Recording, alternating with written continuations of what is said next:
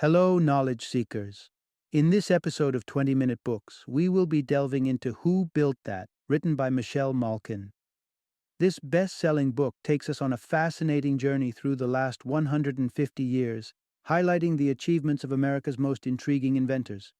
Dubbed as Tinkerpreneurs, these individuals defied all odds, and their revolutionary inventions led them to extraordinary commercial success. Malkin, a renowned columnist for Fox News, and the founder of Hot Air and Twitchy.com, masterfully narrates their stories in her fifth bestseller. Who Built That is an ideal read for aspiring inventors who have a keen interest in the history of innovation. It also appeals to those curious about the evolution and future trajectory of intellectual property rights.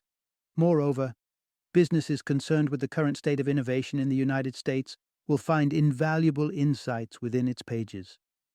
Join us as we discover the inspiring stories behind America's groundbreaking inventors and their creations.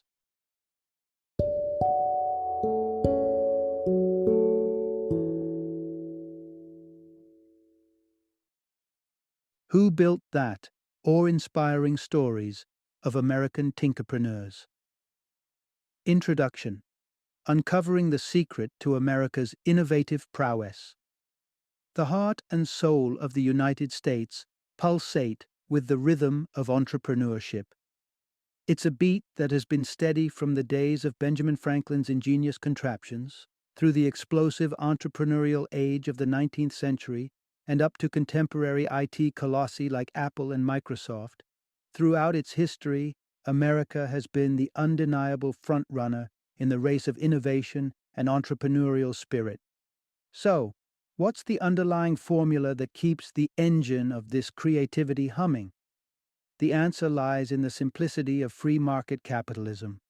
In this fertile ground of the United States, anyone possessing a vision and the guts to put in the hard work could sow the seeds of their ideas and watch them bloom into enterprises that benefit society.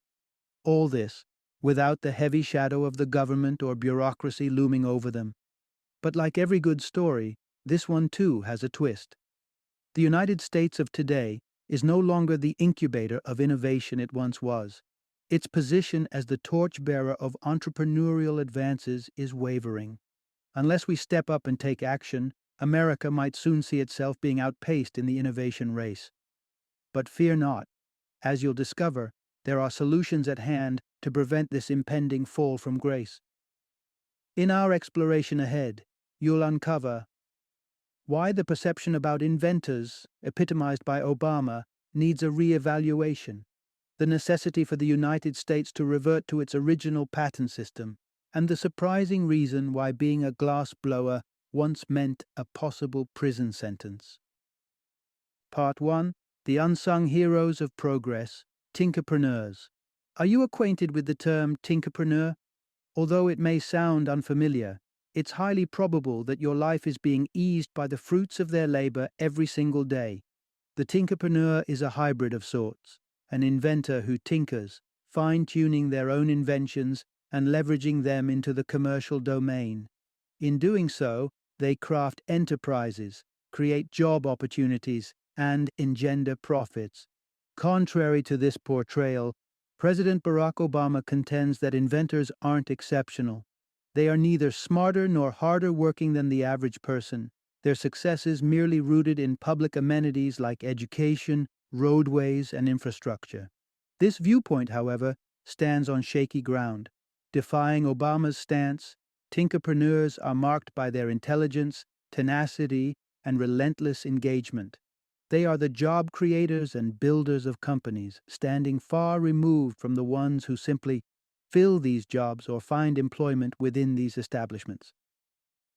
Seizing the opportunities that the American landscape offers to innovate and invest, tinkerpreneurs are the unsung heroes, making up the top 1% who drive progress and economic growth.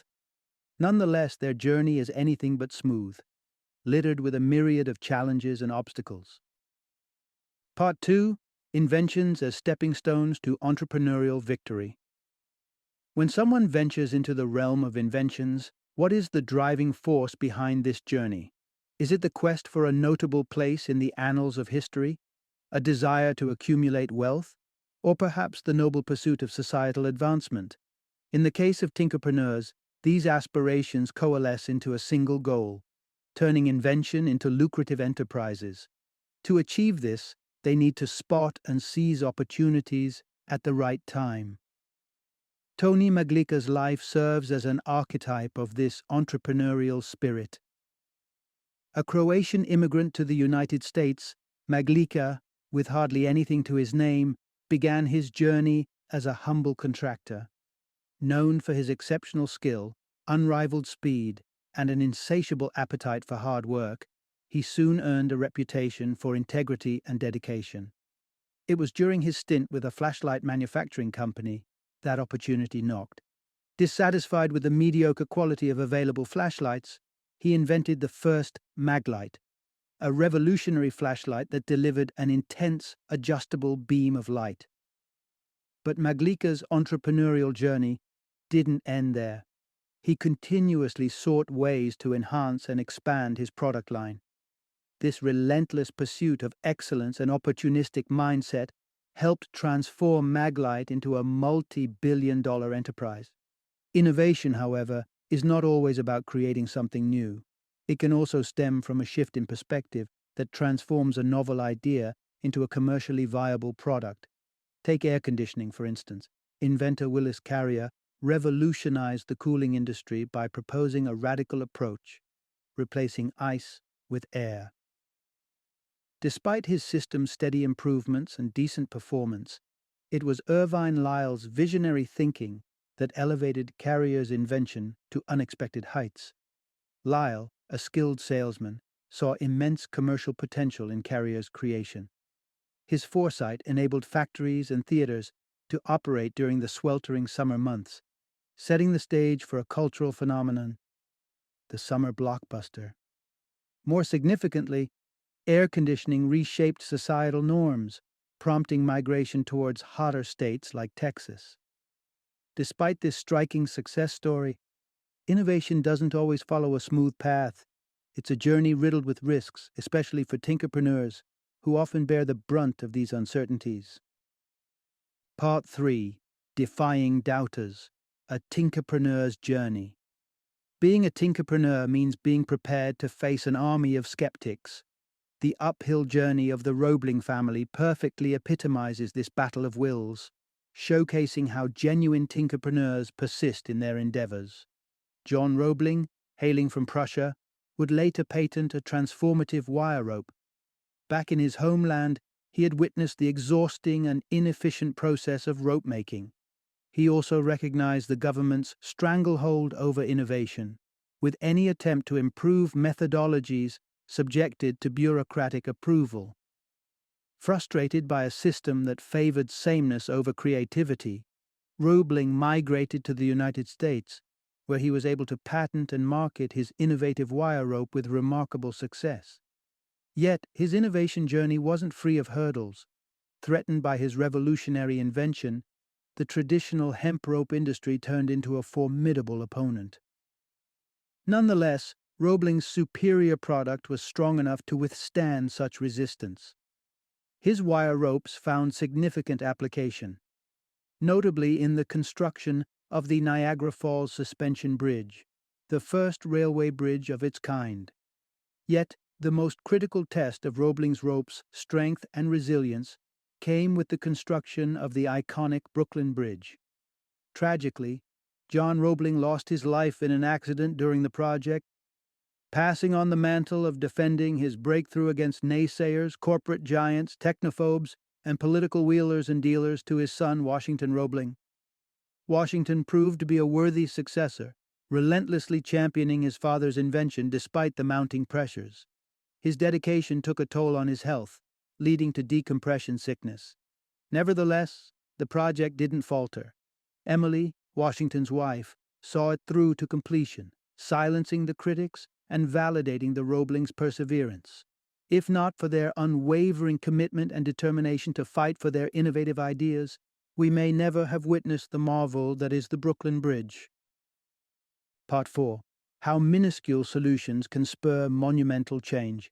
Some of the greatest leaps in innovation don't always originate from complex solutions, but rather from the most basic ideas.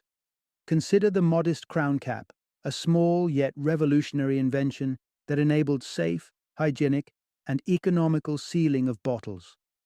Its inventor, William Painter, too, found himself battling against a storm of skepticism and doubt. To demonstrate that his crown cap could maintain the fizz of soda, he undertook an audacious experiment. He shipped soda bottles, sealed with his patented cap, on a 40-day round trip to South America.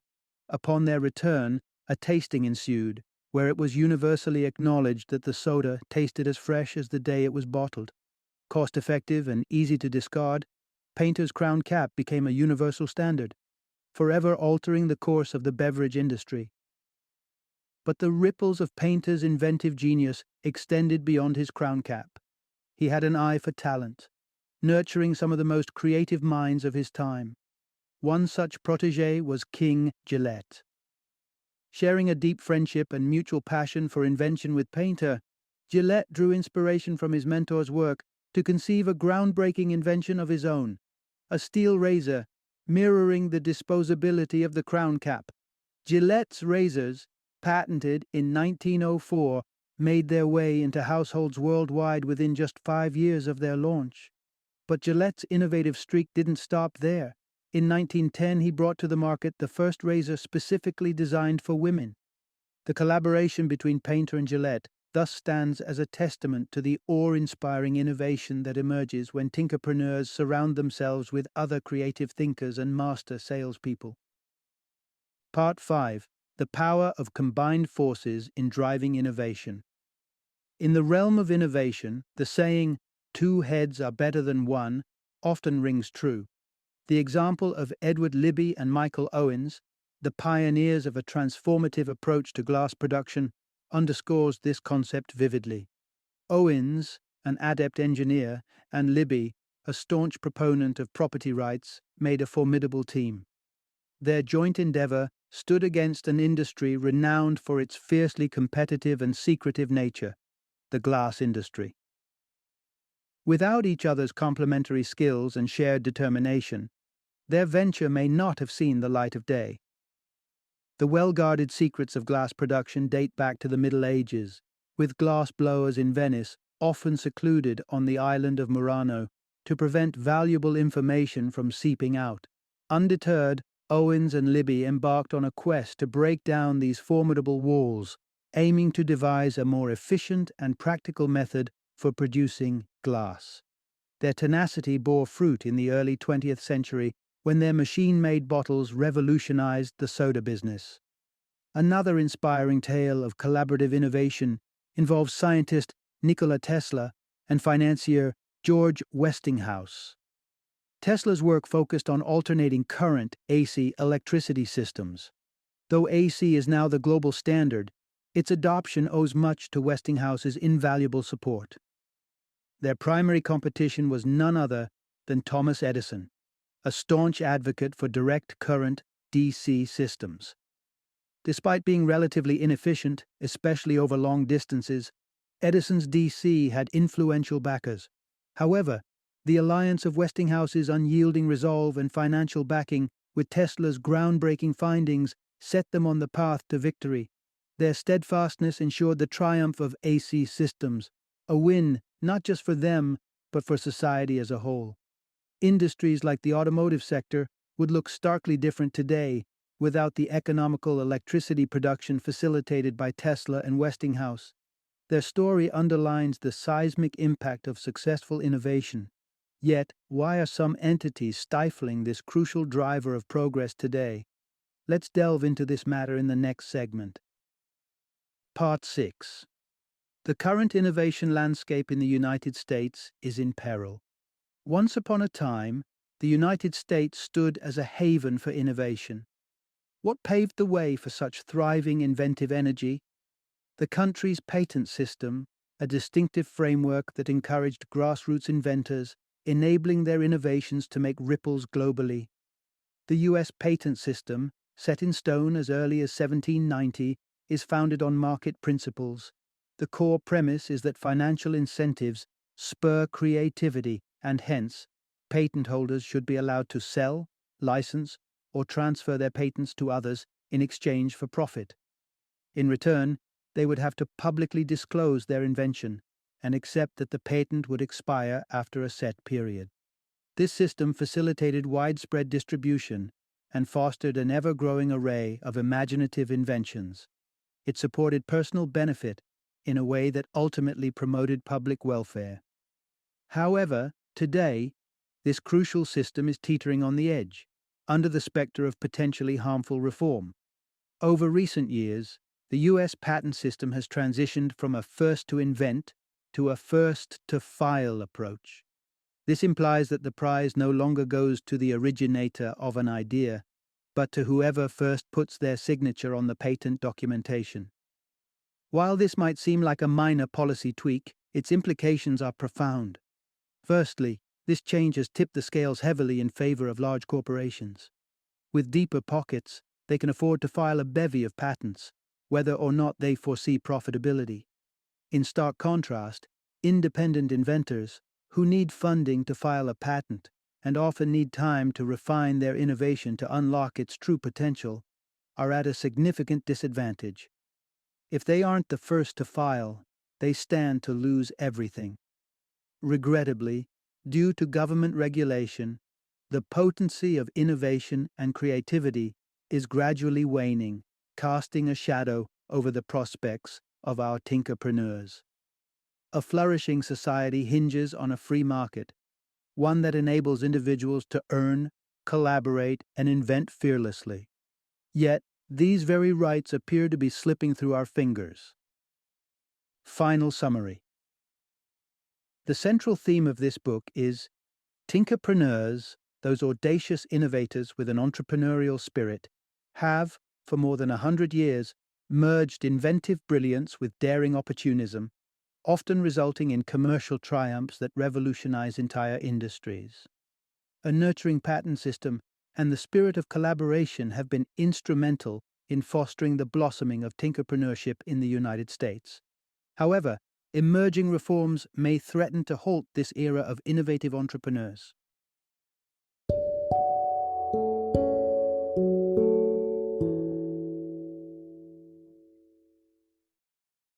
Thank you for joining me today on this journey of learning and discovery as we explored the insights of another thought-provoking book in our growing library of knowledge.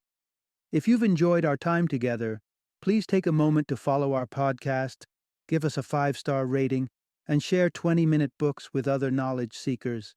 Your support truly means a lot. Don't forget to join me again in the next episode, where we will delve into another enriching book. Until then, happy reading and happy listening.